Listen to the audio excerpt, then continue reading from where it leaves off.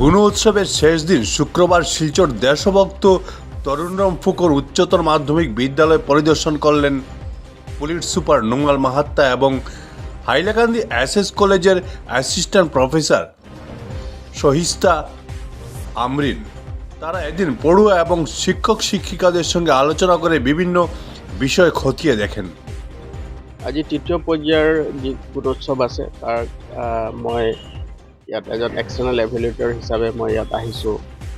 আপোনালোকে দেখিছে দেশভক্ত তৰুণৰাম ফুকন উচ্চতৰ মাধ্যমিক বিদ্যালয় শিলচৰ, আৰু ইয়াত সকলো ছাত্ৰ ছাত্ৰীবিলাকৰ সৈতে ইণ্টাৰেক্ট কৰিছোঁ, তেওঁলোকৰ লগত কথা পাতিছোঁ, শিক্ষক শিক্ষয়িত্ৰীৰ লগত কথা পাতিছোঁ।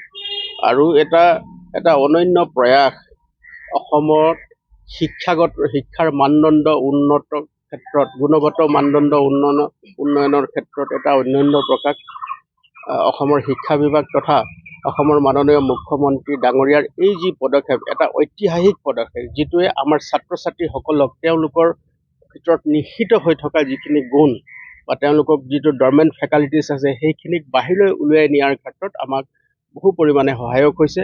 আৰু বিদ্যালয়খনক সৰ্বাংগীন উন্নয়নৰ ক্ষেত্ৰত এটা মূল্যাংকন হৈছে, যিটো আমাৰ অহা দিনবিলাকত ছাত্ৰ ছাত্ৰীসকলক নিজৰ তেওঁলোকৰ ব্যক্তিগত জীৱনত উন্নয়নৰ ক্ষেত্ৰৰ লগতে শিক্ষা অনুষ্ঠানটোৰ যিটো আন্তঃগাঁথনি আছে তাৰ উন্নয়নৰ দিশতো বহু পৰিমাণে অৰিহণা যোগাব। গতিকে আজি এই বিদ্যালয়ৰ ছাত্ৰ ছাত্ৰীসকলৰ লগত মিলিত হৈ তেওঁলোকৰ সৈতে মুখামুখি হৈছোঁ, তেওঁলোকৰ সৈতে কথা পাতিছোঁ, শিক্ষক শিক্ষয়িত্ৰীসকলৰ লগত কথা পাতিছোঁ।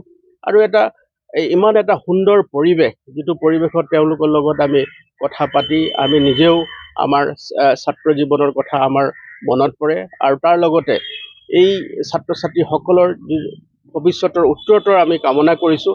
আৰু তেওঁলোকৰ যি ভৱিষ্যতে বিশ্ববিজয় কৰিবৰ কাৰণে আগবাঢ়ি যাবৰ কাৰণে এই পঢ়াশালীৰ পৰা তেওঁলোকে বাহিৰলৈ ওলাই যাব, তাৰ কাৰণে এটা কণ্ডিচিভ এটমছফিয়াৰ, এটা পৰিৱেশ তৈয়াৰ ক্ষেত্ৰত গুণোৎসৱৰ আয়োজনে এটা বিশেষ অৰিহণা যোগাব বুলি মই ধাৰণা কৰিছোঁ।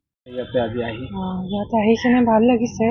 আৰু গুণোৎসৱে আমাক এটা চান্স দিয়ে যে আমি ষ্টুডেণ্টছৰ কেনেকুৱা পঢ়িছে সিহঁতে আমি চাব পাৰোঁ, ষ্টুডেণ্টছৰ লগত কথা পাতিব পাৰোঁ। আৰু আজি আমাৰ SP ছাৰে আজি এক্সটাৰ্নেল ইভালুৱেটৰ মোৰ লগত পঢ়িছে। চ'